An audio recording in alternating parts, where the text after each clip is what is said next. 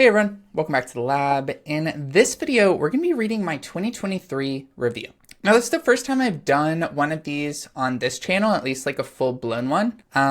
And so this is going to be probably rather long, but we'll see how it goes. And if you like it, might continue doing these. If not, maybe I'll do a shorter one in the future. But basically what this is I reflect periodically to basically just understand, where am I now? How did I get here in the previous, unit of time, usually like a year or a quarter? And then based on all of those, where do I think I want to go? Where's like a good direction to go? And I found this to be really useful. I think I've done this for the past like 10 years. And you can find a whole list of these here. And it's basically just my way of like kind of understanding where I am so I can make informed decisions about the future, as opposed to just like going on gut feel, which is like, oftentimes wrong, at least over long periods of time. Okay, so an overview of things we're going to touch on. So in 2023, I got married. I traveled for 81 days. I quit my job, started some businesses, then got another job. I wrote 85 posts, reaching 118,000 eyes, or I guess like sets of eyeballs. I built some Zonai machines, became a morning person, and generally decided to just follow my interests. And so here's kind of an overview of how I split up my domains, or I think about kind of like the buckets, the sections, the domains of my life that I want to keep track of because they're important to me. And so the way that I split this up is basically by the creation cycle, which is the observe, create, reflect cycle. But I also find that it works really well for goaling on and organizing my life, because this is how I think of a lot of aspects of life. And so the first is like observe, which is more like outward things, kind of like inputs to my system. So here we've got adventure out of 7, community out of 5, and research out of 9. All these numbers are out of 10. For create, which is kind of like my outputs, the impact I want to have in the world, the thing I like doing the most with my time. And these things are like business at a 7, tech at an 8, and then shares at a 9. And then finally, we've got reflect, which is kind of like the core, like the internal thing that drives all these things, the foundations, if you will. And so here I've got finance at a 5, health at an 8, and happiness at an 8 as well. And so this is the first time I've ever done this kind of wheel thing, but I really like it. I took it from Ali Abdaal's Wheel of Life exercise, which is linked here if you want to learn more about that. But I think it gives a pretty good like overview of how I'm feeling right now about each of the domains that I care about. And so we're going to be going into each of these. So this is going to, again, be like probably a super long video, but each of these is like its own section. And I've got them all linked here if you just want to click in and jump to a section. And it'll also be in like the chapters of this video. Another thing I'm doing this year is trying to pull out a few like highlights to make it easier to kind of see how I'm feeling at a high level, so you don't have to read like, all my words. I'm a pretty rambly person in these reflections because that's how I'm like processing what I'm thinking. Here, highlights, lowlights, and seeds. I think this is like a good conversation question at dinners and stuff. And so asking yourself this is also a good way to kind of get out a summary. And so that's what I did. So for highlights in the observe bucket is I got married. The highlight in create was that I started building with a focus on my interests, and that has been really fun and impactful versus previously how I was doing a lot of things was very goal focused, very like impact focused, which I still think it's important to focus on impact, but I think sometimes it like drains the fun out of things. Like once you make a hobby a job, it's not as fun. So that was a highlight for me. My reflect bucket, I started morning workouts, which has led to better mood, energy, and overall happiness. And I really still can't believe how much this has improved my life in such a short amount of time. But highly recommend that. All right, some lowlights, some things that like didn't go well. And my observe bucket, basically as my interests and values have shifted, New York City seems to support my lifestyle less. It's hard to imagine building a life here long term. We'll talk about this more, but New York City is a very late, energetic, almost like young-ish crowd, it feels like. And so as I get older and settled down a little bit more, it's harder to do the things I want in the ways I want. So that's been kind of a low light and realization I've had over the past few years. In the create bucket, I realized that my visions for what I wanted to do in life were wrong and based on faulty assumptions. And we'll talk a lot about like what my journey was to get here to this realization.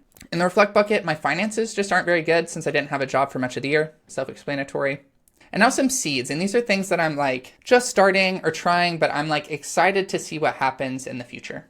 So in the observe bucket, Meghna and I are experimenting with different ways of living in the city to see if we can make it work long term. Neighborhoods, activities, and communities are some examples of things that we're playing around with.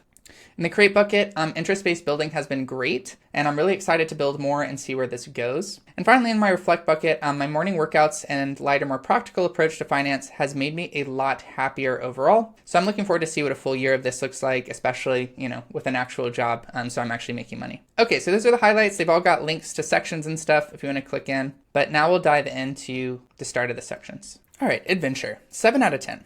Adventure gets a 7 because Meghna, my partner, is a travel fanatic, so we always have incredible trips, which is great, but also acknowledging that I don't adventure in New York City like I used to, and I'm working through how I want to in the future. And I used to think adventure was only about like travel and doing things, but I think I really realized that kind of where you live should be adventurous for you. And if it's not, you might want to change that, because where you live is where you spend most of your time. So like, if you're resorting to only travel being adventure, you're kind of an escapist, and maybe that's not the best. All right, so here's some stats. So days traveled, 81 days total, which is about 22% of the year, and 4 less days than I traveled in 2022, but still a lot. This is a lot of travel. I spent 35 of those days in Atlanta, which is quite a lot. I'm from Atlanta. This is where my family lives. Meghna's family lives. A lot of my friends are still, so we go back quite a bit. Total trips were 16, which is the same as last year. I visited 4 countries and visited 5 states. So I thought I was old and lame last year, but if that's true, then I'm even older and lamer this year,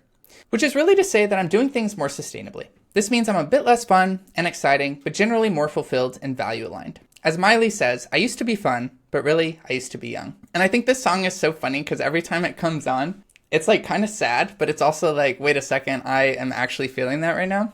So maybe this is the anthem for this kind of phase change. I don't know. So Meghna and I have continued to travel around the world and enjoy our city. We've simply swapped out activities for generally more sustainable ones. So instead of seeking out bars and clubs, we opt for dinners and cocktails. Instead of rushing around maximizing our itinerary, largely when we're like actually traveling, we opt for 1 or 2 big things we want to see and then explore and enjoy the area. We love like going to that one museum or that one landmark, and then we just like go check out what the locals do here. Is there a coffee shop? Is there like a lunch place? Like stuff like that. Just kind of enjoying it. Instead of dinners at 9 and drinks at 11, we opt for dinners at 7 and drinks at 9, then bed at 11, and perhaps an early breakfast, coffee in the morning. I don't know how common this is like outside of New York, but New York it's very common because often you'll do dinner and then you'll use that as a pregame, and then you'll move that into the pregame and then that into like the actual thing you do.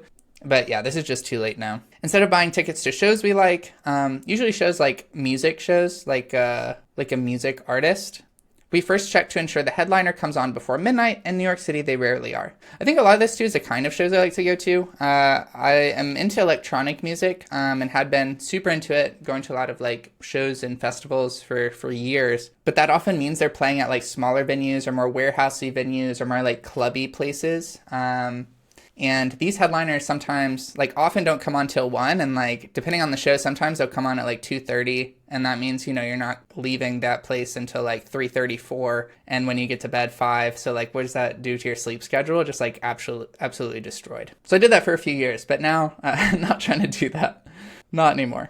So in general, I found this to be a much more fulfilling way to move through life, and aligns better with my values in this phase. No longer 20-something.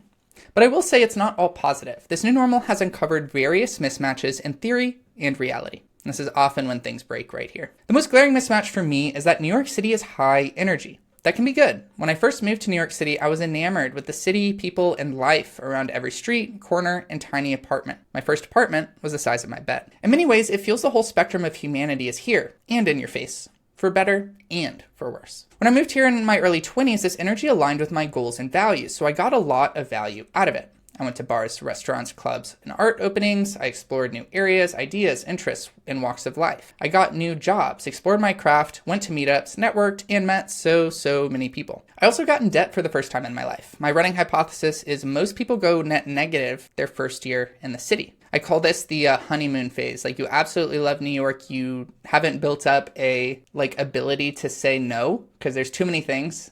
So usually you might be used to saying yes to everything that comes your way. But if you say yes here, there's you won't have enough time or money to do anything. And so during this honeymoon phase, most people go net negative. Even if they believe they won't do that, they inevitably do. But it didn't matter. I was living my best life and exploring all life had to offer at a time when I was still iterating aggressively on figuring out who I was and wanted to be. Fast forward 6 years, and things are largely the same, and yet totally different. I'm married. I'm now the most senior person on my team at work, and wow, this gives me perspective on how I must have seemed to senior engineers when I first started working.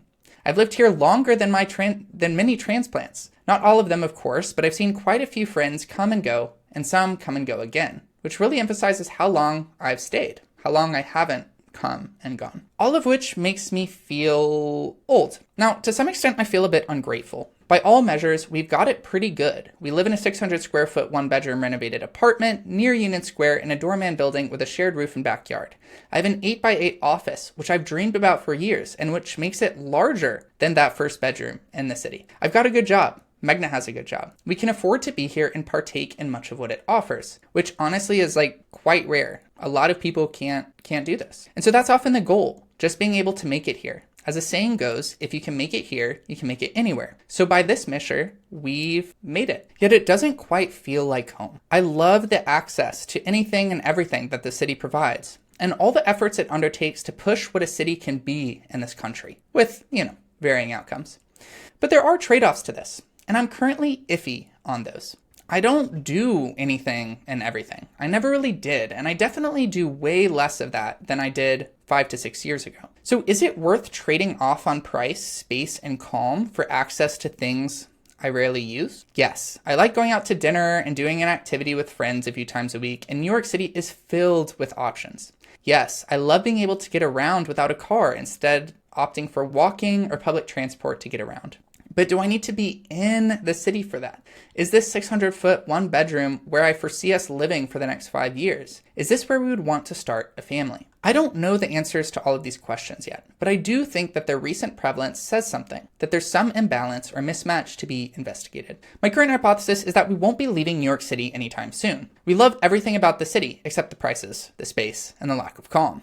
What we will likely change is our relationship to the city, moving out to a cheaper and calmer neighborhood that feels more like home, but still has access to activities when we want it. More to come. Here's a fun picture of me at the Continental Hotel. They had this John Wick themed murder mystery party. I think it was around Halloween, maybe it wasn't, but it was pretty fun. We all got to dress up, and there's all these actors that you had to ask for information, and they gave you clues, and you had to figure out the thing. There was a bar and stuff. Yeah, it was fun. A lot of fun. One of the cool, weird things that, you get to do in New York. Just a list of some New York City adventures here. I got some links to my Instagram if you want to see more. Oh, in particular, these are New York City adventures. And then here's ones where we actually went and traveled. So a lot of trips this year. And honestly, there were probably more, but these were the only ones I had pictures of and could remember. And, my note to self is I really got to take more photos, because that's how I remember things as I go through my Instagram, see photos, or even just in my photo roll on my camera or on my phone. And that's how I remember things. And if I don't have photos, I basically forgot it even existed. So take more photos. All right, community. And here's some pictures from Megna of us at our wedding. It was cool. Nice little Jewish Indian wedding here. We mixed a bunch of little traditions and stuff. And we had it in downtown Atlanta, which is much nicer than I remember it being growing up. So that was a pleasant surprise. All right, community, 5 out of 10. Community gets a 5 out of 10 mostly because I don't see my friends as much as I'd like. Moreover, I'm struggling to combine my interests and values, aligned activities, and community building with New York City's attributes, which adds to the thresh, which we talked about earlier. Megna and I got married. It was a great time, and largely I'm glad we put the work in to do it right. A mix of what we wanted and what our parents seemed to deeply care about. It went incredibly well, and I'm very glad it's over so we don't have to plan anymore. And I would definitely recommend trying to do it right. Obviously, this is hard to say what exactly that is, but and honestly, getting people to actually be honest about what they care about, whether it's a ritual or do they really want a certain color or certain kind of prop there, is really hard. But I do think in the end, the time you put in is kind of what you get out, and it's worth doing. Just maybe scope the size of the project down. We wanted a very simple wedding, and it was still so much work. I can't imagine what some of these more extravagant weddings are like. Now, 3 months later, not much has changed. And I think that's a good thing. Often people seem to refer to marriage as a life-changing event. I kind of see it as, if it changes your life, you weren't really doing dating right. The whole idea of dating is to test if this is a good fit. And if you've done that work, then you're already living the life you wanted. So theoretically, not much changes day to day. That said, I will say that long-term planning has been more frequent, and the timeline's much closer than they were before. While we've long discussed our life goals and 5-ish year visions, we're now nearing that 5-ish year mark. And actually in like a lot of ways, like both living in the city, both being together, and nearing, the 30-ish mark, which is kind of how I try to align my 5-ish years with like each of those 5 years of my age. So a lot of these 5-year marks kind of like coming up. And so this combined with the closing of our 20-something life phase and all that entails, I think, has increased the push to the next phase. Now, outside of marriage, I've tried to be more intentional with connecting with people, but largely I've struggled to connect as well as I did in previous phases, which is why I give this domain a 5 out of 10. Largely, I think this is because I just don't see my friends as much as I used to. A large part of this is due to shifting the activities I'm willing to do, and that leads to not seeing people as much at those activities. So this is less parties, bars, and pre-games, less going to shows, those music shows we talked about earlier, and less going to late dinners. After 9 is a no, or kind of late events like this. And New York's a late city, so a lot of events just happen to be late and kind of far. Ultimately, I think this is the right thing to do, but that doesn't make it easy. New York City is an incredibly late city, and that just doesn't fit what I want to do anymore. I've been experimenting with bridging the gap by focusing on alternative activities that I do like and fit my values. So things like dinners, little explorations, maybe an arcade or immersive experience, a workshop, but they're often hit or miss, and it can be hard to sell this to people in a different life phase, still into the New York nightlife. And so if people are still trying to go out clubbing and stuff, it's like, where is the option for, going to the arcade or something? Like, yeah, you could go there, but that would be kind of their pregame, and, they're saving up energy to stay up late at night. So kind of the timelines, the activities, the vibe, if you will, doesn't quite match up between these phases. Now, I found that when these do occur, these more calm activities, I would say, they're usually very fulfilling and energizing, which is a good sign.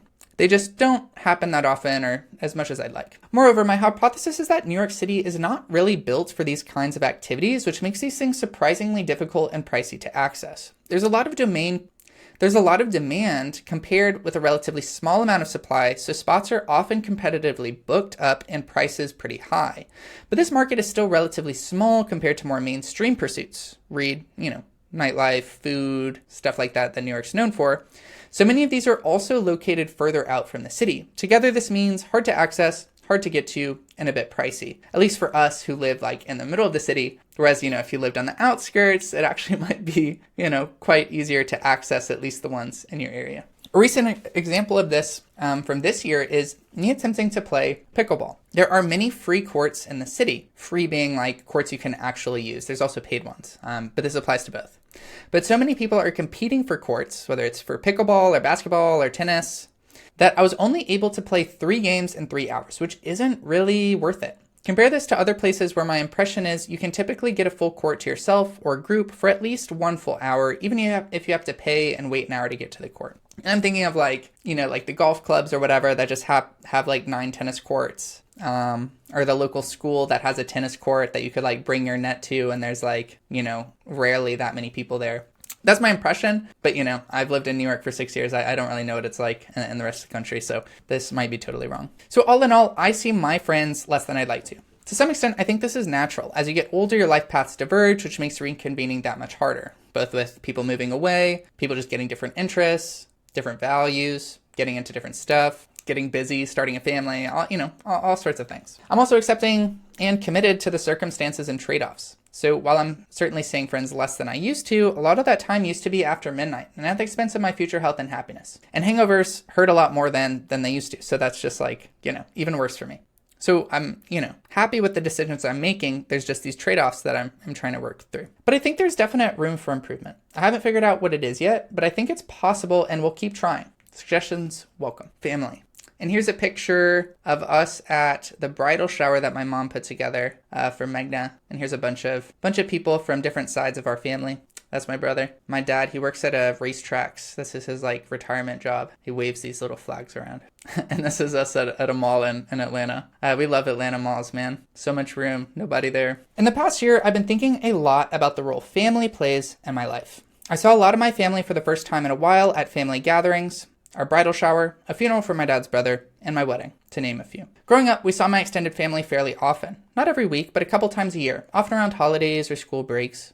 Since college and moving to New York, that's happened a lot less, largely due to scheduling, logistics, and just, busyness on my part. I think this is a fairly common journey of 20s kind of exploration away from home and 30s kind of coming back to roost, settling back down. Seeing them now is interesting. it's apparent a lot of time has passed, especially since I last saw these people. A lot of new life events, several new babies, and a few that are now kids that I'd never met. And everyone's just a lot older. As we settle down a bit more in our own lives, experience having 2 immediate and extended families as opposed to 1, something I didn't realize, like when you marry, like not only do you have your family, but now you have a whole new family. You've just like duplicated it. And now it's like, wow, that's a lot more people to deal with. And consider starting our own. I'm thinking more about how this looks going forward. How often do we see people? How do we juggle the amount of people we could see? How do we remain connected across geographies and time? And honestly, very different life paths. No answers here, just things to ponder. Research. Research gets a 9 out of 10 because I looked into a lot of stuff. Software. I went deep on technologies I think have potential for better creating simple, scalable systems at scale, and therefore really, where software should go. A lot of it's just too complicated, and we can do better as an industry, I think.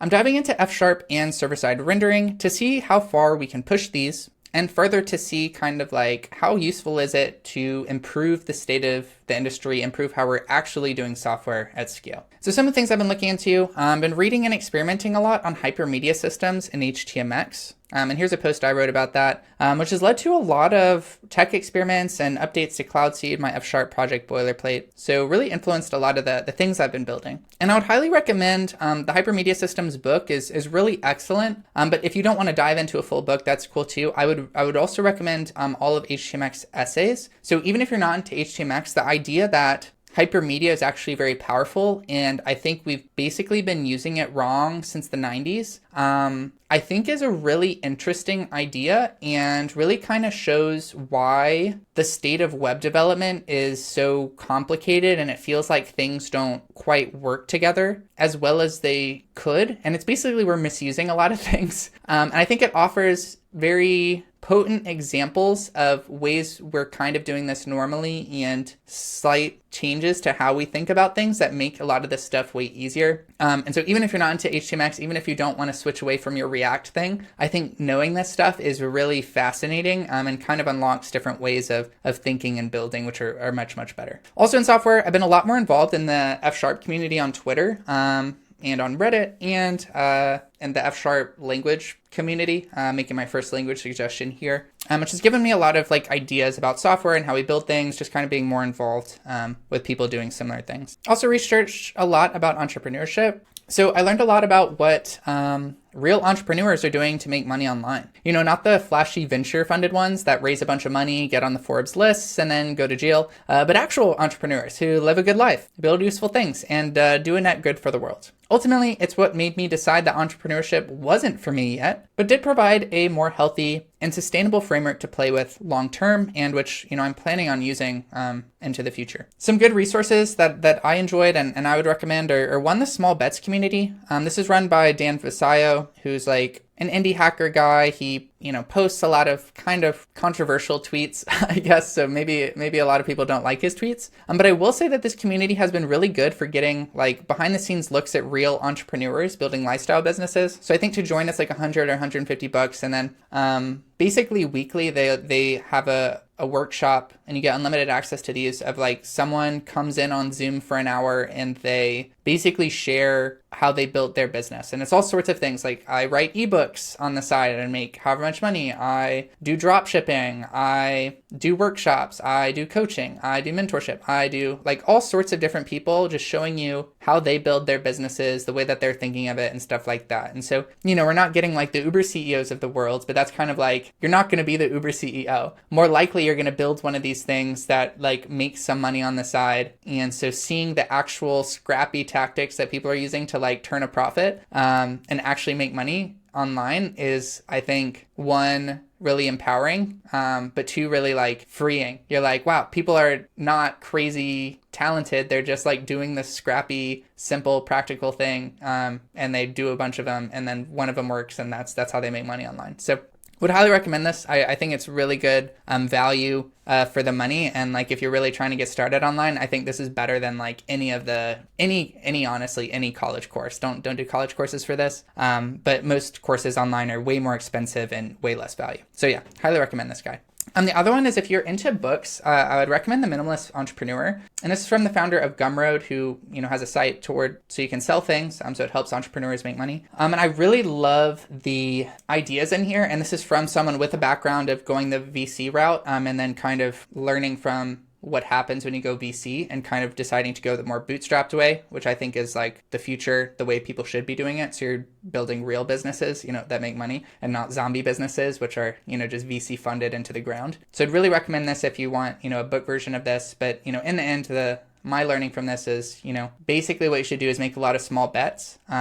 And then the idea is one of them, if it takes off, you double down on the ones that take off. But most things don't take off, so don't fund your future on, or don't bet your future on this one thing, because it's probably going to fail, and then you just ruined yourself. Anyway, that's the idea, and I would definitely recommend these two. Okay, art and creativity. I ultimately learned that art isn't really what I want to build, and probably never was. My tech bucket used to be like creative technology, used to be art, used to be like all sorts of things. But kind of realized that was just a false path. What I really liked about it was the core principle of play via medium, process, and concept. So I still like art. I still like the idea of exploration and trying things that traditionally aren't accepted. Like that is great. I think that's excellent. But the outputs that I want to make probably it's not art. It's just not art. But the idea of playing, that is really intriguing. My bucket for play is now more aptly named tech, because really I just like building systems and playing with technology, whether it's in real-world software or building a fancy machine in Zelda Tears of the Kingdom, video linked here. So some resources that I liked and I would recommend to people. So the book, The Creative Act, A Way of Being. I think this is my most highlighted book ever. This guy eloquently ponders the essence of creativity and the elusive balance between too much and too little. I don't like rereading books, but I thought a hardcover to put on I bought a hardcover to put on our coffee table because this one is good enough to regularly flip through. And I've never had a book hit so many struggles I've had and provide very reasonable ways to work through them that I had to think about through many years, but kind of puts it out in a way you can actually just follow from reading it. It's just a set of essays, and I think it's really, really, really great. I'm looking forward to rereading this myself. So I'd highly recommend this book. And then ITP Camp, which I'm calling out in case people are interested in this. I think it's a great program. Basically, you come in for 4 weeks, and it's kind of like a summer camp for adults. Where you come and you take courses that are put on by other campers, and then you are building things on the side and sharing what you learned and stuff. So it's kind of like an unconference for creative technology, which is really cool. I've been wanting to get into creative technology communities in New York for a long time. ITP Camp here, run by NYU, SFPC, School for Poetic Computation, Rhizome, which I think is part of New Museum now. So a bunch of really cool communities like this. And this is the first one that I've really engaged with and joined. And I found it was really cool to see what everyone was building, and the Maker Creative community always has energy I'd love to replicate. I love talking with builders and creators, whether they're artists, technologists, whatever. It's really cool energy. They're doing that thing of play, right? They're doing non-traditional things, trying to find new ways of solving problems better and differently, which I really like. But I will say that I learned that after seeing all the future paths of what people were doing and what they were doing with their life and what they were doing with their projects. So kind of where I was at the base level, they're several years in the future. By seeing that, I kind of realized that I don't really want to do that. I don't really want to go down any of these paths because the art, those outputs aren't what I want to do. That's not actually that enticing for me. Really, it was the play, the building, the sharing, the trying these different things and sharing your outcomes. That's what I want to do. And so I think I will do more art and creative technology in the future, but more as it pertains to I'm doing this play and it comes into an out, that will be an interesting output for me to create versus I'm trying to do this output. So I'm gonna kind of shape my practice towards that. That's just less enticing to me right now. All right, the next bucket I researched was finance. So I took a step back from finance. For many years, I've been very in on finance, doing a lot of measurements, a lot of focusing on high savings rate and best investment strategies and sort of stuff like that. But I took a step back this year because, I didn't have a job, but also because I've been evolving my relationship with money. I think constant worry is a net negative, and there's more practical, similarly effective approaches out there. I'll probably have a deeper post on this somewhere in the future when I've kind of really solidified my thoughts on this and kind of where I am in this new phase in connection with money. But I will leave you with one recommendation that I found helpful this past year, and that's kind of affected my thinking. And that's from Meet Sethi. And And so I follow a lot of personal finance influencers, Graham Stephan, Ali Abdaal, that one guy who does creator videos on like investments. I don't remember his name. So a lot of them. And I've written my own thoughts on wealth building in the past. But I think Ramit is the first that I think I could recommend to most people. I have this post, I shared out with my friends, nobody reads it. And I could share out these books that I've read that like got me to writing this post, but it's a book on finance and not many people want to read it. But this guy, I think I could recommend to most people. And the reason is his recommendations are rooted in science and logic. So I feel good recommending it. Like it's not trash. He's not doing anything scammy. Like I see that it's rooted in good logic, and I believe in most of his recommendations. But at the same time, his arguments are very like emotionally persuasive, rather than coming from like the logic side where most of these texts come from. And I think that's why they're so dry. He comes at it from the other side of like, what are your outcomes? And like, let's work back from there, which I think is very emotionally persuasive. And so I get the feeling that more people that I would recommend this to would actually listen, which means that, if you can finally get someone to listen and then you have the logic to back it up, you actually, get to convincing people. So that's why I would recommend this. We first watched his Netflix series. So if you're on Netflix, this is a good way to just try it out. It's got like a limited series, kind of like a documentary kind of thing. That's pretty interesting. And basically everything that I've seen since on his podcast or his videos, I largely agree with. So I think a lot of people would benefit from considering this. All right, on presence, mindfulness, and intentionality. So I've been researching this kind of thing for like many years. And I have this like core hypothesis that like you can do anything, but you can't do everything. And this means that really your most valuable thing is your time, but only intentional time, because you can waste time, but time is finite. And so the most valuable thing you can focus on is your focus, actually making time impactful. And I think focus and intentionality is like very hard to do, but if you can do it right, you get infinitely more value out of your time, which is, everyone's most finite resource. And so I've been thinking about this for years. And of course, this year is no different.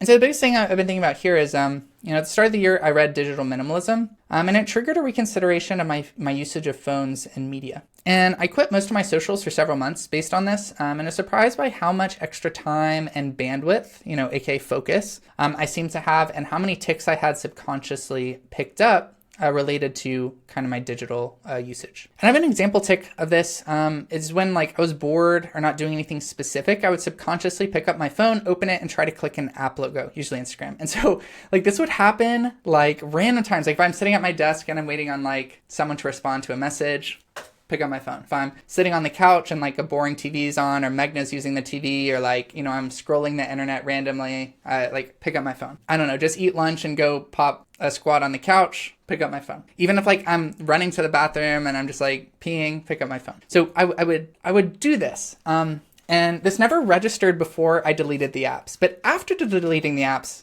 it was pretty jarring because I would find myself picking up my phone. Like, I'd get my phone and I'd just be staring at it, just doing nothing, staring at it. And I'd be like, why am I staring at this? Like, what is it? What am I doing here? And then I would like think about it, and it's like, oh, I was subconsciously trying to open an app. I was subconsciously trying to open up Instagram, but I short-circuited because the app was deleted and I couldn't do that. And this was like kind of terrifying. The number of times in that first month when I noticed I was just staring blankly at my phone due to a learned habit of like opening up my phone by default and trying to get on a social app. And that was crazy. And I probably wouldn't have ever noticed that if, I hadn't quit cold turkey and just deleted the app. Now that said, deleting the apps also made me feel a bit unconnected. I was texting my close friends, but lost touch with a lot of like second, third layer friends, which is a net negative. So there's people you might see, at other social events, or just around town, or maybe you have a conversation with like once a month, stuff like that. And I did get better at texting and reaching out to people when I was thinking about them. But I did find it was harder to do with many people because I didn't have like regular reminders or updates about what they were up to. So a lot of those like further layered out friends, like if they're doing something interesting, I'll reach out and be like, oh, that's so cool, I did that, whatever. But without those like reminders, there was no kind of trigger to even think about that or do that. So I just often didn't. And so I didn't like that. And so I'm now back on the socials, but I'm definitely using them a lot more intentionally than I was before. In particular, I'm trying to hire them for a specific purpose as opposed to like the nervous habit of just like, I'm opening it because I have nothing to do, like that's crazy. Like I'm trying to stay away from that. But you know, if I'm on the apps, it's like I'm not doom scrolling. It's like, oh, I want to see what some of my friends are up to, or oh, let's see what people are talking about today, and kind of limit it to like 20 minutes maybe, and then I'm done. Like it's like, all right, there's no more value out of this. Let me put it away. Another thing I took out of this that I'm definitely going to keep is my phone is now permanently on silent. So when I deleted my socials, I just went on silent because like there's no need to do anything. And this was scary at first because I was like, what if I miss something important? But ultimately, it's so much better now. I think pull-based notifications are better because it's all about that focus. Like I choose to look at my notifications now because I'm ready to do this, as opposed to like I'm in the middle of something and then my focus gets broken because I'm getting all these push-based things when I'm not ready for it. And I think it is scary. And I think like there is that edge case of like someone needs to get in touch with me right now and it's life and death. But that's never happened to me, I don't think, in my life. So it's like, okay, yeah, that sucks. But I'm kind of like, if they really need me, they'll usually text me or they'll leave a voicemail that's like very important, and I will see it in the next 30 minutes. And it's very like rare that they're going to need a response right now in the next 1 second. Like I'm not like an emergency room doctor or something. Like nothing I do is that urgent, and I'm not a very powerful person. So like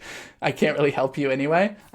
So once I got over that hurdle, it's really helped so much. I would highly recommend doing that. I think this should be like the default, honestly, for all things. So that's the thing I'm kind of taking with me going forward. And, you know, I don't have much data on this. Like it's hard to see like productivity, happiness, overall. Like I can't A/B test myself with phone socials, without phone socials. But I do have a hunch that this had a meaningful impact on freeing more bandwidth for me to focus, really just to focus in general on things that I find more valuable or really wanted to focus on, as opposed to just randomly doom scrolling away like 2 hours of my day, which obviously isn't helpful for anything. So I definitely wanted to call that one out. Okay, on to my top books of 2023. All right, so the first thing I've got here is the Cradle series, which is a series of 12 books from an author I'd never heard of. Just came up on my Goodreads because a lot of people liked it. Probably saw it on Reddit or something, I don't know. And I would give the whole series a 5 out of 5. I've really never read 12 books faster. I give a 5 out of 5 on most. Obviously, there's like 1 or 2 in there that get like a 4 out of 5 because it's, you know, more exposition or trying to set things up. But for the most part, 5 out of 5. And I think if you like anime, which is kind of like fantasy and fighting and like power, exponential power growth, then I think you will love these books. It's basically anime and novel form, which I didn't know existed. And I'm kind of like, I need more of this, but I don't know if there's a genre for this really. So would highly recommend this, like really sleeper, had no expectations going in, and the best thing I think I've read all year. The next one is A Creative Act, A Way of Being. I already talked about this, but really, really excellent book. Would highly recommend. The next one is Red Rising Saga, which I'll give a 5 out of 5. So I picked this up as a recommendation from my friend Dan. And I really enjoyed the first 3 books, which is a great sci-fi saga. I haven't gotten into the next cycle yet. I think the first 3 are kind of like one collection, and then the next 3 are like a slightly different connection. And I just like not really ready to dive into the next era of it. But they have good reviews, so I'll probably dive into them. And I think they'll probably also be very good. And then the next one I read is The Lost Metal, which is, I think, the last one in the second cycle of the Mistborn series from Brandon Sanderson. And I was dreading it a bit because I hadn't read Mistborn in a long time. I read them years ago. I've read around the Cosmere, like I like the Knights Radiant series. But there's a lot to like unpack there. His universe has gotten very big. The Cosmere's gotten very big. So I was like, I'm not going to remember anyone, and it's going to be bad. But when I finally got over to reading it, it was great. I remembered basically everything. It was easy to look up on the wikis who people are if I forgot. And it's just a great story. Sanderson's a great writer. And this one did not disappoint. So it's really great. And I'm really excited for the future of Mistborn. So there's my top books that I'll call out. A notable book that I read and I did not like was Fourth Wing. I've given it like a 3 out of 5. I had high hopes for it because I heard really good things, but ultimately I just don't think it had a very good world building foundation, so it kind of like collapsed on itself. That said, a lot of my friends like Magna and Alex love it a lot, so your mileage may vary. You might like it, but I didn't really like it that much. And I probably won't read the next one either. All right, on to top games in 2023. So the first one is Cyberpunk 2077, especially with the Phantom Liberty updates. So I think this is a 10 out of 10 game now. And the base game didn't come out this year, and I played it for the first time last year, but then I replayed it once the 2.0 updates was out in anticipation of Phantom Liberty. And with Phantom Liberty, like, this is a complete game. They really upgraded the whole experience. And I would say that in the state it is now is on par with Witcher. So if you liked Witcher 3, which is one of the best RPGs ever made, you're really going to love Cyberpunk 2077. And I think it really shames new RPGs like Starfield. Like, I think this game and the state of it is, and the state of how fun it is to play, the systems that they have built, the graphics are incredible. The world and how it runs is incredible. This is the future of RPGs. And I think what next gen means. And so this is what we're going to be comparing GTA 6 to. It's not going to be Starfield. It's not going to be like any other RPG. Like, this is the bar now for what we would expect for RPGs going forward, especially for AAA ones. And so I would really recommend this, even if you haven't played it yet. Like, this is a great one in the state it is now. Zelda Tears of the Kingdom, also give it a 10 out of 10. I think it's an incredible game, and I actually think it's perfect given that it's built on Switch hardware. So really great game, absolutely perfect, but just it is Switch, so some limitations there. And I think it improves on everything with Breath of the Wild and adds a lot of new dimensions, which I haven't seen in other things. Like, building, I think, was incredible. I want more games to have this. I spent like a literal week just building things and made a bunch of videos about it, which you can link here. And yeah, great game. If you haven't played any of these, would highly recommend. Baldur's Gate 3, I'm giving it a 9 out of 10. I like it. It's a good game. Deserves its Game of the Year awards. But I'm just not the biggest fan of the CRPG style. Like, I like them, but it's just a bit tactical and just not my favorite kind of game. So if you're into CRPGs, I'd recommend, but if not, maybe not the best fit for you. Like, I probably wouldn't recommend this to Magna. She doesn't like these. Hogwarts Legacy, also give it a 9 to 10. I thought this game would suck. Most movie to game world translations suck. But this one really impressed me. And I think all future Wizarding World games should probably be more like this. Or they should at least have a running series like this. I think it was great. And I think the biggest thing for this, like, obviously the world building is really good.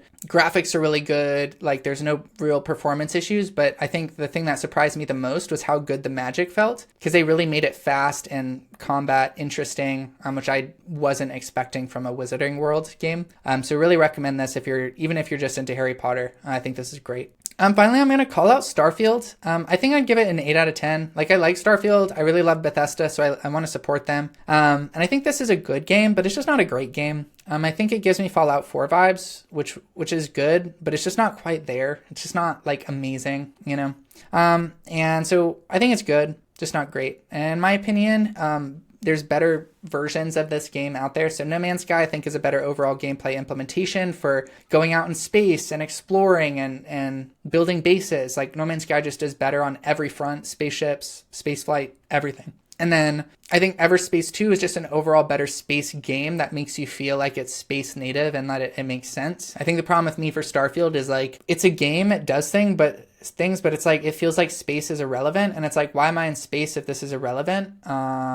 So yeah, there's just better space games out there. So probably one I'd recommend playing, but like, not great. On to my create domains and business. I'm giving business a 7 out of 10 because while I'm in a good place now, much of the year was me seeking out better vectors because my current approach wasn't working. I think if I keep doing what I've been doing in Q4, things will go well next year. So here's some stats. Do I have a job? Yes. And it has a salary to pay my bills and health insurance. This is one I never really had before, but now that business is kind of more focused on like just supporting myself financially, I think, sometimes a job is the easiest way to do that. So this should be kind of a top level stat kind of thing, which we'll talk about a little bit more in a second. Revenue this year is about $348, which is a 111% increase versus the $165 I made last year. The cost is around $2,500.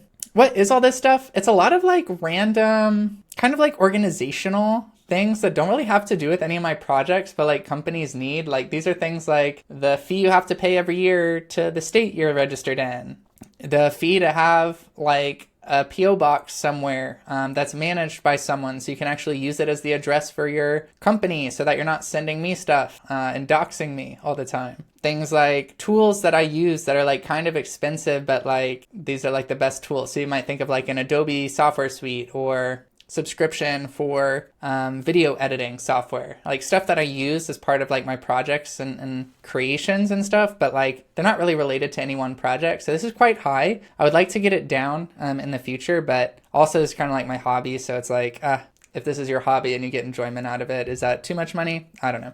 So my profit margin is just negative. Unfortunately, I'd love to get profitable one day, but like, man, this is a big difference here. So we'll see.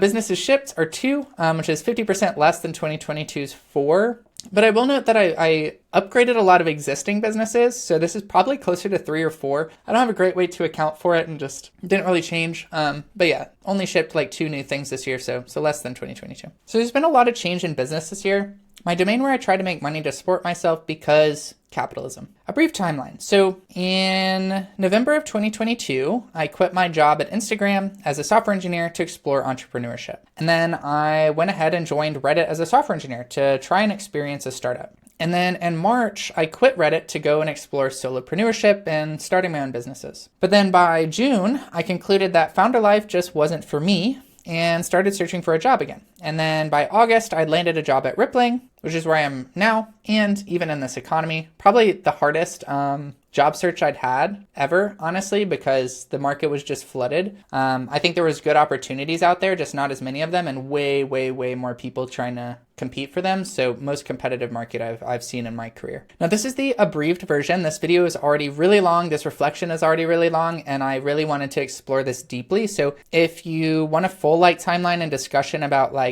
my process here, you can check out my journey from software engineer to entrepreneur and back again, which is linked here. Now, through this process, there was a lot of anxiety and self-doubt. Did I do the right thing? Will this help or hurt me short and long term?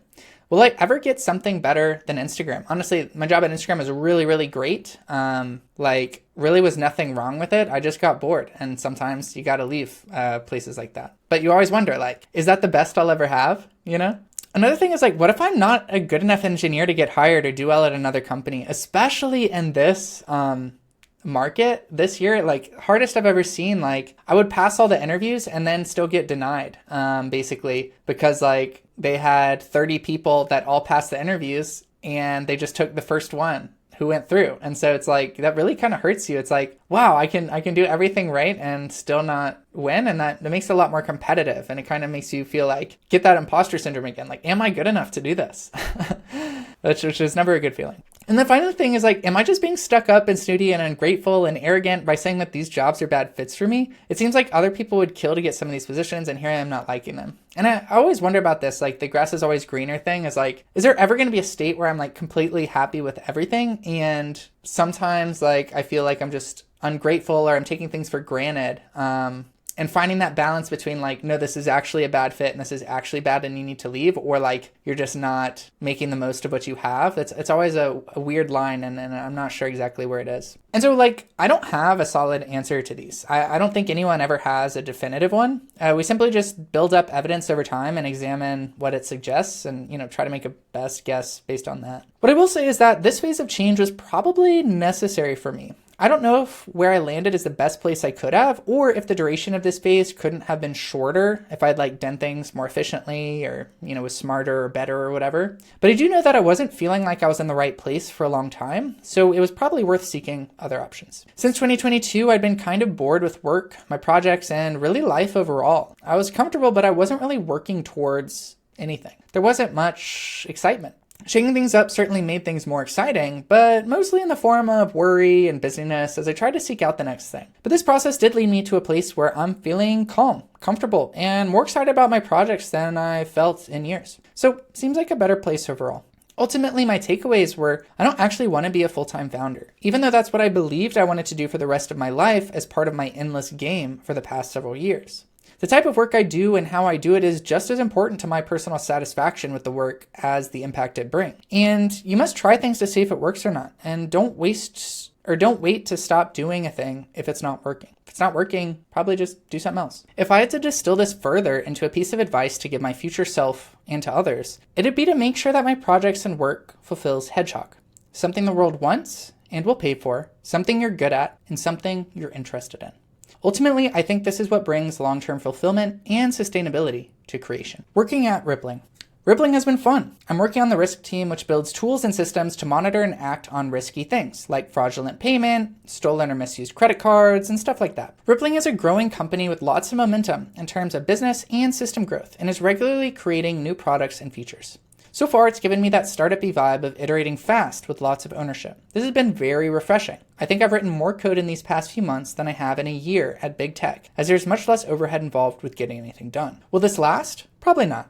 I think all companies go through cycles of expansion and compression, so I'd guess that by IPO time, we're slowing down and adding process. But for now, very refreshing. Our tech stack is largely dual monoliths. I really like monoliths, with a few teams trying to split out into microservices, which is sometimes good, but mostly bad. On back end, we're using Python, which, is not F#, but it's not bad either. Pretty good language. On front end, we're using React on Node. I don't like React, but it's basically the industry average, so it could be worse, and, nobody got fired for using React, so it's fine. And on data, we're using Mongo, which again, it's fine. I don't like Mongo, but, Postgres is a better database in basically every metric, but it does the job okay, and it's working fine for us, and it's just not really worth a rewrite to get away from it. So it's fine. I'm currently the most senior engineer on the team, which has been an interesting experience for me. I've written about feeling like an older guy in my personal life over the past few years, but also being the old guy at work is a regular reminder that I didn't have before. It's not bad, just a different paradigm and perspective than I've had before. It gives me greater appreciation for the older and more experienced engineers I had on my teams when I first started working. Cloud Seed, so I've got a link to here, is my F# project boilerplate. And so I had a few sales this year, about 5 sales, about $200 in revenue, cost me about $20 to run this thing, assuming I work for free and, discounting all the organizational costs that I kind of showed you earlier, which means for this project in particular, discounting everything else, the margin's about 90%, which is good. And this is what it looks like. It's basically a project boilerplate. It gives you a really solid F# server with the code base running Giraffe web server. It's got all the things you need to do data. So it's got the Entity Framework ORM, it uses DBUp for database migrations, and then we're doing server-side rendered HTML, and we package Tailwind so that it's really easy to use any of those kind of build tools you want for styling. And all this is listed here along with a few of the tutorials I've written to kind of give a deep dive into these. So I continued iterating on Cloud Seed based on my new knowledge and ideas from playing around with different technologies. I still love F# and have been pretty taken with the new trend towards server-side rendering, so after a few experiments vetting the approach, I moved to the new paradigm. Ultimately, this change has made Cloud Seed simpler and more scalable than ever before, and anecdotally, a lot more fun and productive to work with. People continue to buy and use it every couple months, and I still use it to start all my projects, so I'd mark it up as a win. And you can read more about kind of my thought process on moving from what was a SvelteKit and F# boilerplate to just F#, where Cloud Seed is now, and kind of all the things I weighed and why I think this is a better approach for me and this project going forward. All right, on to tech. So tech gets an 8 out of 10 because I'm very happy with where it is now, but this was really only the case in the last half of the year. I'd like to do a few more side projects, but if I continue creating like I did in H2, this will happen and the score improve in 2024. So stats, projects released is 5, and you can see a full list of all my projects here on my website. The ones I released this year and going all the way back to 2011. So this year I really had a reckoning with what I like to create. I found over the years that creation is one of my largest sources of fulfillment and interest. When I look back at my relative stagnancy and mood in life in 2022, I think a lot of it is I wasn't really excited about creating. On analysis, it wasn't so much that I was burned out on creating, more that the things I was trying to create weren't bringing excitement and joy. So I stopped creating, but I like creating, so that made me sad. Enter vicious cycle. This year I kind of took a step back from any kinds of expectations and plans for creation. I felt that whatever I had been doing previously wasn't really working, so I might as well try to just enjoy what I was doing. Slowly, I started to create again, in different ways than I had before, and not in any one particular category. Just building stuff based on what I was interested in at the time. And I built a lot of random things. So built some little websites, a minimal orbit simulation, some productivity templates, a paid membership, some F# performance benchmarks, migrated Cloud Seed to F#. I was playing around with server-side rendering in HTMX, and then even suggested a change to the F# language. These creations are rather unremarkable in both quality and quantity, but they weren't rushed, they weren't forced, and I had fun doing them, which I think is a win. If I had to give advice to my future self or others on what they can take away from this, it would be, again, hedgehog for finding projects and endeavors that are actually fulfilling in the short and long term. Something that the world wants and will pay for, something you're good at, and something you're interested in. It's simple, but not necessarily easy. Shares. Shares couldn't have reasonably gone better than they have this year. I found better ways of sharing, which I enjoy a lot more, and I'm connecting with way more people through them around my interests. The only thing that could make this a 10 out of 10 is if I was getting a bajillion views and dollars to do it, but I've accepted that will likely never happen, and I would, and do it for free anyway. Stats. Views 118,000, which is 58% more than the 74,000 that I got in 2022. If there was one creation bucket that really took off this year, I think it was my shares. I've now been sharing on the internet for well over a decade. My projects page lists my first site circa 2011. But this year, I felt like I found alignment. It was easier and more fun for me to do, and people seemed to really connect with it. Enter virtuous cycle. A large part of this, I think, is really just a symptom of me being more excited about creation in general. Essentially, all my shares are just me talking about and reflecting on things I found interesting. So it follows that the more interested and excited I am about the things I'm doing, the more I'll have that I want to share with others. But also, I believe strongly in the idea of surface area of luck. In order for you to be lucky, you must first be in a position to both recognize an opportunity and be ready to act on it. I started making videos around 3 years ago during the pandemic because I wanted a new project and I felt like my writing wasn't getting the reach and impact I wanted. Video was the thing, so I wanted to see if I could leverage that. So far, it's gone pretty well, with my videos outperforming my writing since year one. But videos take a lot of time and energy to plan, make visuals, practice, edit, publish, etc. For me, I often get energy from writing. Videos, and not so much. I like filming the video, but everything else, the majority of the process, is quite draining and often takes 2 to 4 times more time than just writing the thing. This year I experimented with a new format, which I really like. I call it a vodcast. Essentially, it's me reading and discussing a blog post I've written in much the same form a podcast takes, just with video, and, like what I'm doing right now. Now, many people will not like this format. It is not as engaging as a typical video you'd expect on YouTube or TikTok. A lot of talking in there, usually for a very long time. This is like super long form content. And there's very few visuals, aside from the ones that just happen to be in my blog post, which again is just very text heavy. Now, Magna finds it incredibly boring, and I have to remind her that she's not my target audience and point out that it's not too different from the 45-minute vlogs she watches anyways. But she's also not wrong. This format receives far less views than my higher production, more visual videos. But I think the benefits of this format far outweigh the downsides, at least in my experience. I found them to be more fun and less energy spent actually making them.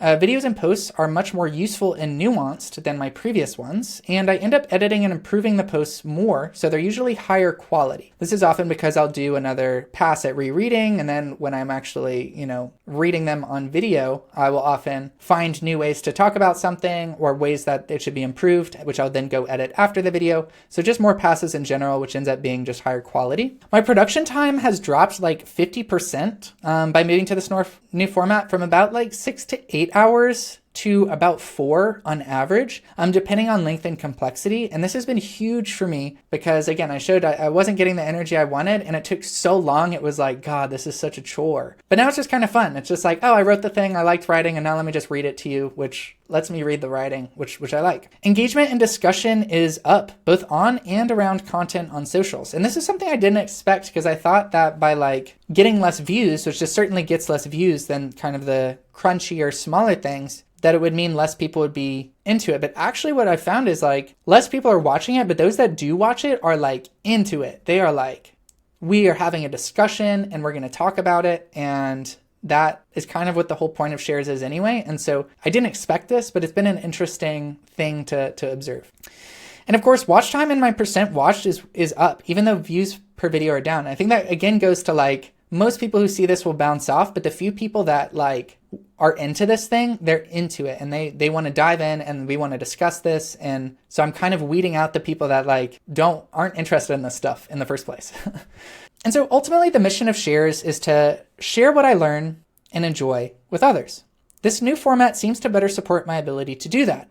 It seems to lead to better and deeper discussion with those that are also interested in these things and is easier and more fun to make for me. So this seems like a better path forward. All right, HAMY.xyz. So here's a screenshot of my Fathom Analytics dashboard, which I use for analytics on my sites. You can learn more about Fathom Analytics here and kind of why I use them. And basically the only thing to call out is like, it was kind of flat most of the year. So a lot of this is just kind of momentum I've had previously. And then the last half of the year we're going way up in views and a little bit up in visitors. And I think this is just from I'm publishing a lot more in the end of the year, and then a lot of my things are interconnected. So I think a lot of people are like seeing one thing and then they're like, I linked other ones that I published around the same time and around similar topics. And so they're also interested in that. And so they're clicking around for that. That's my hypothesis anyway. All right, some high level stats. So my site's got 52,000 views, which is up 112% over 2022's 24,000. Had about 42,000 visitors, and I made 85 posts, which is quite a lot. So in 2023, HAMY.xyz received 52,000 views from 42,000 visitors. I published 85 posts this year, largely because I was more excited about the things I was building and found more effective ways of sharing about them. I also migrated HAMY.xyz from SvelteKit to F#, though you hopefully can't tell because the styles are mostly the same. That said, I will tell you that the site now loads 3 times faster, and I have data to prove it. Google continues to be my largest source of traffic, giving me about 60% of traffic, largely to niche troubleshooting guides for specific problems that I've written over the years. YouTube comes in second, with about 5% showing decent but not large cross-share performance. The other referrers are pretty small, but in aggregate make up about 10% of my traffic. I increased my reshares to other platforms like LinkedIn, which has led to marginal increases in viewership with little increase in effort on my part, as I schedule reshares with Buffer, so it's as simple as, clicking a button and it's there. You can find a full list of my socials and where I kind of reshare a lot of this stuff if you want updates on my homepage. Okay, diving into my stats a little bit, here's some of my top traffic refers. So Google sent me 60%, YouTube got 5%, and this is largely from my YouTube channel. Sergey Tihon runs a website that does F# Weekly and his yearly F# Advent Calendar. So I get on the F# Weekly and the Advent Calendar a lot. So this is where a lot of this traffic comes from. Twitter, I've been pretty on Twitter right now. I'm ranting around. So I post a lot and my links do pretty well for F#. So that's worth 3%. And that's a pretty new thing this year, at least to the level that I've been posting on there.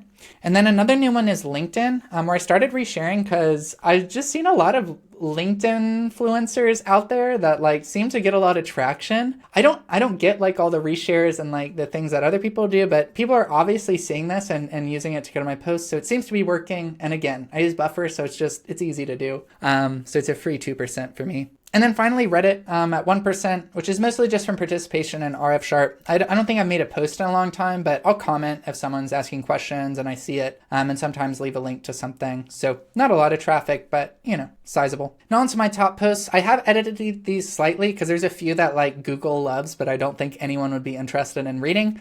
So I've removed those just so you can see the top ones that are actually interesting to someone, not just a Stack Overflow replacement. So my top posts are the state of F#, where I kind of go into how F#'s doing this year in relation to previous years, in relation to other languages, what its main problems are for adoption, how we can improve in the future, kind of the state of the union for F#. Build a simple F# web API with Giraffe, which I actually made last year, and has never been the top post, but it gets regular traffic from people, I think, trying to learn F#, which is great. So this is number 2 this year. Deploy containers to Google Cloud Run from GitLab, which makes sense because this is way harder and there's no documentation on this than it really needs to be. So I think people are looking for it there. Is C# faster than F#? This is a very common problem, which is why I kind of dove into it a little bit here, which is why I think it gets a lot of traffic. And then Instagram's tech stack will surprise you, which was trying to be more of a virally browsy thing.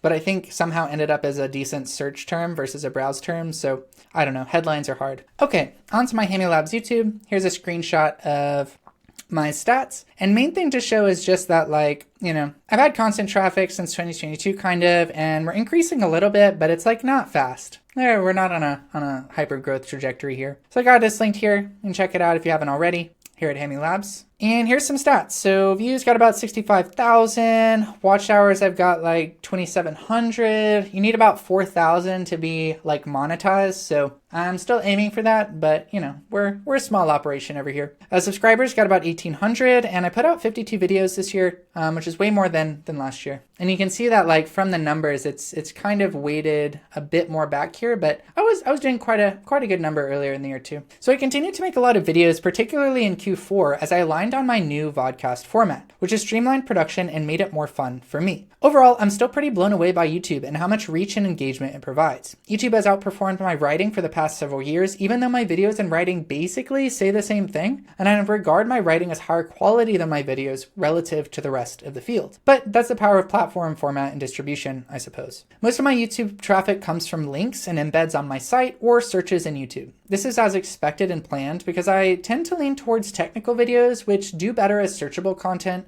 someone who searches for a solution to a particular problem, as opposed to browsable, like, you're on YouTube and you see the cool new Mr. Beast video and click it. The tech content just doesn't quite work that way for the most part. I personally like more searchable content because it leans more evergreen and less clickbaity, which to me feels better and is more aligned with my values. Plus, anecdotally, these seem to perform worse short term, but better over time. Think of it as an indefinite slow burn as opposed to a rapid explosion. And I often like things where time is kind of on your side. So like, I don't love things that like are big hits and then die. I'm more like, is there something I can do that like it'll start building up compound interest and like working over time? And so this feels a little bit better to me personally. That said, there is something to be said about the unreasonable effectiveness of clickbait, as Veritasium deftly explains in this video here. In this deep dive, he terms legit bait, which is essentially the idea of using clickbait tactics, which are basically curiosity triggering titles and thumbnails, and then actually following through on satisfying that curiosity. Now there's a fine line here, but I think there's definitely opportunity for content framing that works both for search terms and plays well for browse. So you can kind of get like the short-term blow up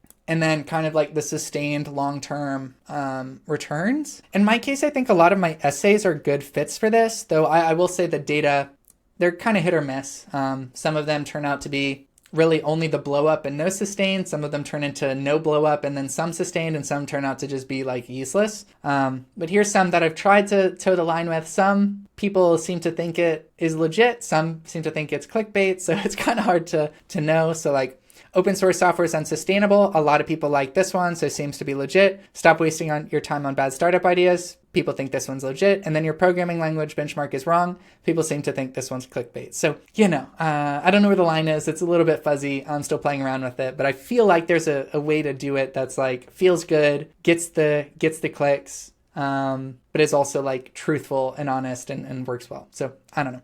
So yeah, I'm still experimenting with this. I'm not an expert, and like, let's be real, my videos aren't that successful, so I don't have too much data to go off of, or even that much good experience to tell you about. Top traffic sources in 2023. So external and direct brought me about 40%, and I read this as traffic that comes from links on my posts for the most part. I guess there could be links other places, but I don't really know where they'd be. So it seems like my blog posts actually lead to like a good amount of YouTube traffic. And basically the way this happens is like all my blog posts for the most part have a YouTube embed of me doing this like vodcast on it. And so I imagine people like they're reading a part, maybe they don't understand a part, or they're curious what I actually meant or want more context. And then they like scroll back up and click the video, to see what I'm talking about. That's my hypothesis. I don't know. Let me know if that makes sense here, because you're obviously reading or watching this video. But that's my hypothesis. 29% is from YouTube search, and so this makes a lot of sense. This is kind of what most of my titles and thumbnails and content's about, kind of trying to solve specific problems, so should do pretty well in search. And I would expect people that are like, coming to my posts even, like I showed you, 60% is from Google. It's also that searchy thing. So they're searching for something, they get here, they see the video, they click the video. So a lot of search, I think is driving this traffic. Browse features is 19%. And so these are like the Mr. Beast things, like you're just scrolling. So I get decent amount here, just, not as much. And then suggested videos is also kind of like that. Like you see it, it's a related video and maybe you click in. So definitely mostly from search though. Now here's my top videos of 2023. Again, lightly edited to get rid of things that just like aren't very useful or that like are from me from the past life and you don't need to watch. The top videos are scripting generative art in Python, which is my best video, at least performance-wise. I think people love it because it's generative art, which is kind of niche, and then it's Python, which is mainstream. So way more population into that than like F sharp. This Zonai Machine solos Lionels. I don't do that many video game things, but I think my channel is pretty decent place for video games. It's not totally weird to see videos on there. So I like doing this for specific games I play that have building components or have interesting systems I like to explore. But I don't think I'll ever turn into like a full-time video game creator. That just doesn't seem that interesting to me, and it turns one of my hobbies that I enjoy into like work, which I don't like. But when I find cool things like this, like building machines in a game, and it's fun and you can kind of break the game a little bit, I like making videos. So did this one, people seem to really like it, so did pretty well. Again, the state of F sharp is here, which is interesting to me. I guess like a lot of people like to read it and then also to watch it. I don't know. Deploy containers from GitLab to Google Cloud Run. Again, this is like a very hard thing for no reason. So I think what happened is people are searching for this, they get to my blog post and then they get confused about a step because you got to like navigate the Google Cloud dashboards, which is just hard. And so they go to the video to like understand a certain part is my guess. And then of course, build a simple web API also here, which kind of shows that this is like, again, a pretty high performing search thing. A lot of people are looking for this in different places. All right, the Haminians membership. So here's some Haminian stats. This is my paid membership, which you can learn more about here. And then I'm currently hosting on Buy Me a Coffee here. And basically we got 5 Haminians, which is pretty cool. So as part of my explorations into solopreneurship this year, I created Haminians, a paid membership to provide a way for people interested in my projects and shares to support me creating more of it and to engage with their continued creation. So kind of like this whole idea is like building community and discussions, connection around kind of like these interests. And this is a way for people to say like, oh, I'm not just following you on Twitter, but like, I actually want to contribute to the next videos or give you ideas for things or ask you questions, like, which I found pretty useful and helpful to that end. And the sales page of this is essentially, you give me coffee money each month, and then I'll give you more experiments and shares about their outcomes. You get my example projects and code, which I now have dozens of those at this point. And then you get discounts on my releases. And, I didn't expect this to be a raging success, and it's not. But I did rack up 5 Haminians this year, which, it was 0 last year. It wasn't even created last year, so pretty good. And that makes me pretty happy and pays for about 2 coffees a month. And, I run on coffee. I love coffee, so it's pretty good for me. Now onto the Hamniverse newsletter, and you can find here, and I have a link in the post. And we've got 40 subscribers currently. So I've had an email list on and off for the past several years. On the one hand, most email software kind of sucks for sending out simple newsletters periodically. It's just like too expensive and clunky for like just this few links that I want to send out like once a month. But on the other hand, email remains probably the single best distribution option in terms of reach and engagement. And I think about it like this, like, you can be big on Twitter, you can be big on Facebook, but you got to be like in the newsfeed. So you're competing with all the recommendations of the algorithm. And of course, like on YouTube, you can set the notifications and so that you'll get the notification bell. But these are largely like pull-based notifications that you only get when you're in the platform. So if you decide to like not watch YouTube for a month, you won't see those. Email though is like this weird antiquated thing that like we all look at multiple times a day, and you subscribe to all sorts of stuff you don't actually care about. And so when you sign up for email, it's like very sticky for some reason. People like don't unsubscribe that much. And so they might not see every email, but like they're going to see most emails, and they don't unsubscribe much. So if you don't get them for a few months, you'll probably get them like 3 months later.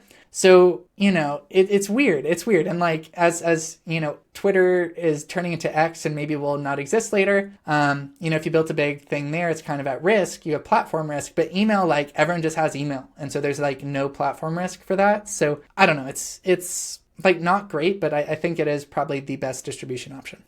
So I observed that I personally read a majority of my news and articles from links and notification arriving in my inbox. And even for creators I like a lot, I often miss several of their pieces because I don't get a centralized notification that anything is out. And so I was telling you earlier about like how my mornings are filled with like newsletters. Basically, it's basically just email newsletters. I have like 3 or 4 that I subscribe to, and I'll look at 1 or 2 in the morning for whatever one I'm interested in. And that's how I basically find out about new things most commonly, I would say. Now, I am very quick to unsubscribe if a newsletter is low signal to noise, but there are a few that I read almost every day due to their format. I really enjoy link curations and high signal to noise.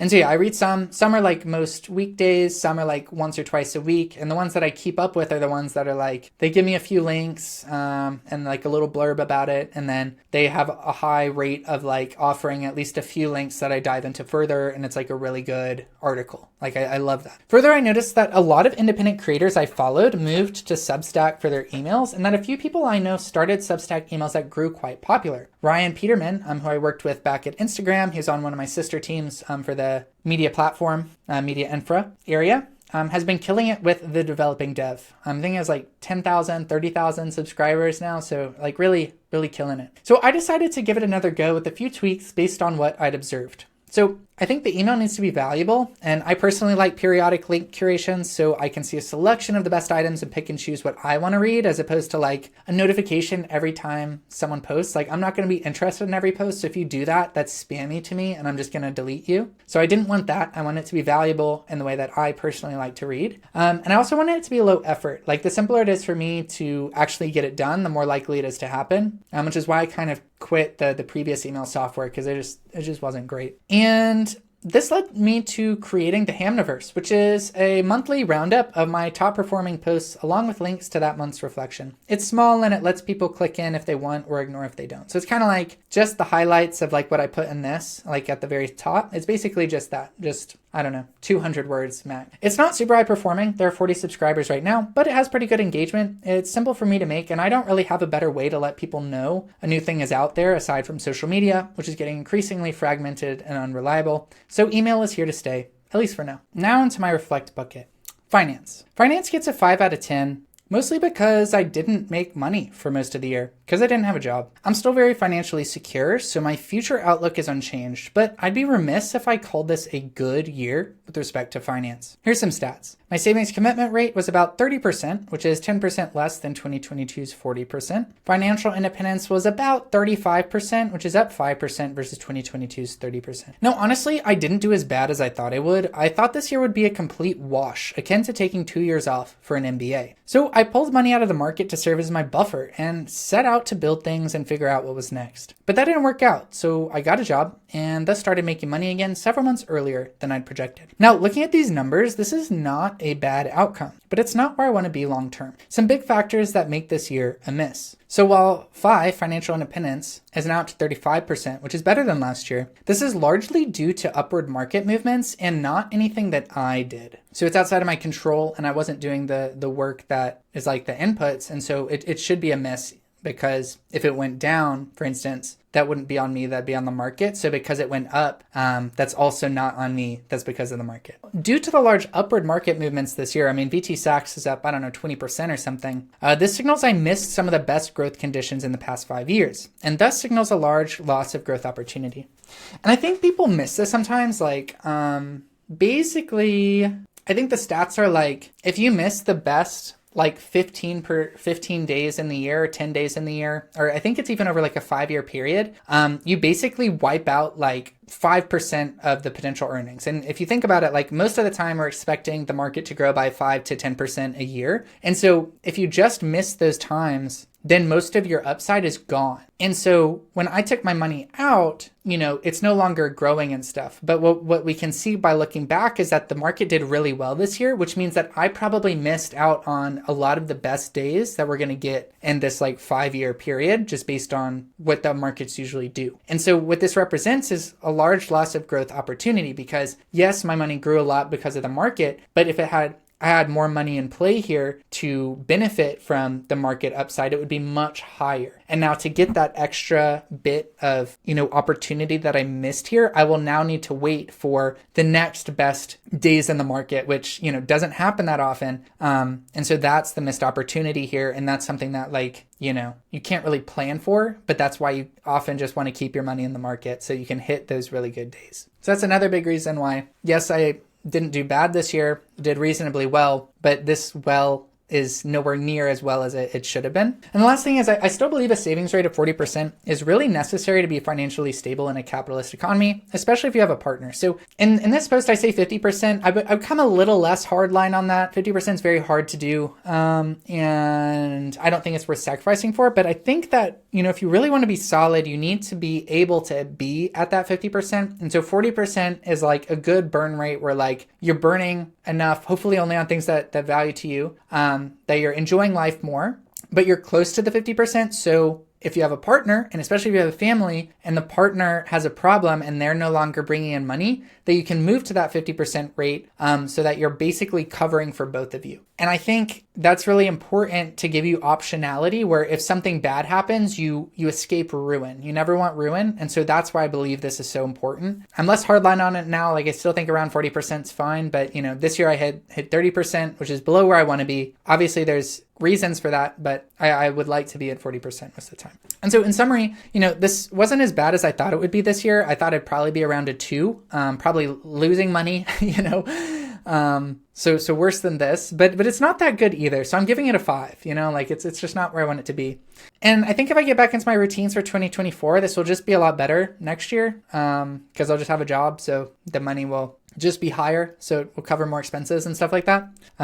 But yeah, just not the best. All right, on to health. So health gets an 8 out of 10 because while I'm not at peak fitness, I have found the most sustainable and aligned routine yet via morning workouts. And this is something I think I can leverage and enjoy through the rest of my life. So I'm kind of a morning person now. I don't know if I would have believed you if you'd told me I'd be a morning person in 2023, even 1 year ago, but I am. And it's kind of amazing. I've long enjoyed slow mornings, a coffee, a BAC, and reading some newsletters, but typically it was a get up at 8:30 and lounge until 10 kind of morning. So up in the morning and enjoying it, but not really energetic. This year I found myself increasingly going to bed earlier, around 23 or 0. I guess 23 or 24 is an easier way to say that. And getting up earlier, around 7:30, because I wasn't destroying my sleep cycles by staying out late and giving myself hangovers like I used to. And because it's closer to the routine Meghna has, which is really kind of like, combined or like coalesced around a similar schedules, I think. Now this left me with an oddly long morning that I liked using to lounge, but was a bit too long to be comfortable. There'd be times when I was like, okay, I'm done lounging. I guess I'll just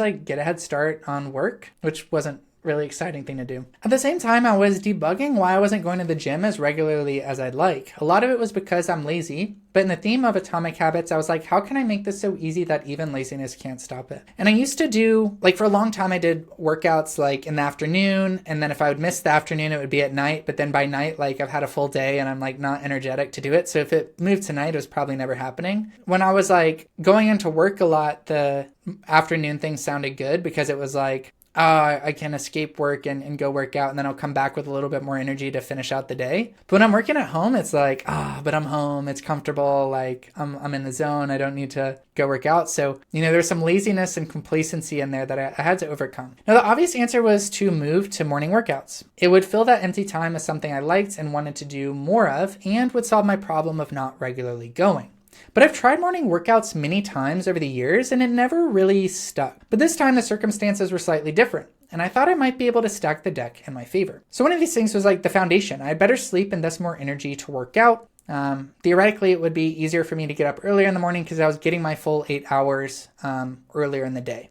The next is incentives. So I was well, I can buy myself a coffee and drink it while I'm working out to wake myself up. And that kind of creates a habit stack. It's something I'm looking forward to. And then I can also just listen to a podcast, which is something I like doing anyway. So it's a kind of slow roll into the morning, doing things that I already like doing. And finally, lowering my barrier to entry. So I'm just going to a gym that's a 5-minute walk away, and I just commit to a minimal workout and kind of see where it goes. And now the first few weeks of this were hard, but I found that if I could just get myself out of the house, the rest flowed rather easily. And the results were astounding. I was hyper energized and focused for the rest of the day. And honestly, I was so energized and focused, it was a problem. I was going 100 miles per hour and probably needed to chill, especially at work. I would just pound things out, and people were not going at the same speed.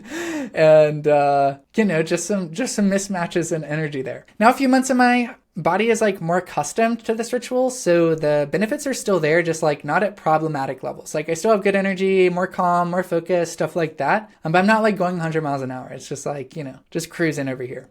And so I found a lot of like benefits and outcomes from this. So first is just like more energy throughout the day. I think a lot of this is just like it forces me to get good sleep, but more energy overall, better focus, mood, and overall calm. Like I'm not really stressed about anything, anxious about anything. I'm way more focused, less distracted, things like that. I think put these together and it makes me feel smarter. I don't know how to like, prove that, but it feels smarter. So that's good.